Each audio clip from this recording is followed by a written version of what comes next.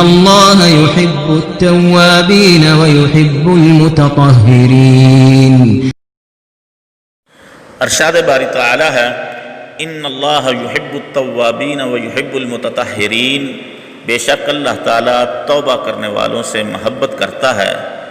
اور پاک صاف پاک باز رہنے والوں کو بھی پسند فرماتا ہے، ان سے محبت کرتا ہے۔ ہمیں اپنی روحانی صفائی کا بھی خیال رکھنا چاہیے اور جسمانی صفائی کا بھی خیال رکھنا چاہیے۔ ہمیں چاہیے کہ اپنے کپڑوں کو گندگی سے بچائیں، اگر واش روم جائیں، باتھ روم جائیں تو اپنے کپڑوں کو پیشاب کے چھینٹوں سے بچائیں، اپنے آپ کو پیشاب کے چھینٹوں سے بچائیں، گندگی سے بچائیں، تاکہ ہر وقت ہم صاف ستھرے رہیں۔ اور جو بندہ پیشاب کے چھینٹوں سے نہیں بچتا، اس کے ساتھ قبر میں کیا معاملہ ہوگا، اس کے بارے میں عبداللہ بن عباس رضی اللہ تعالی عنہما سے مروی ہے کہ نبی کریم صلی اللہ علیہ وسلم 2 قبروں کے قریب سے گزر رہے تھے۔ آپ نے فرمایا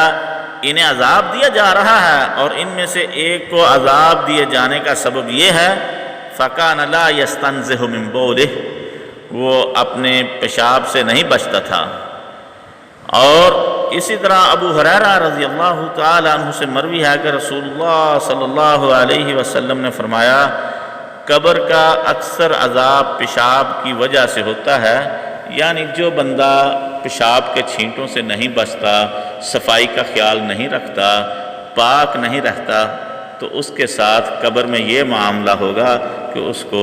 عذاب میں ڈالا جائے گا۔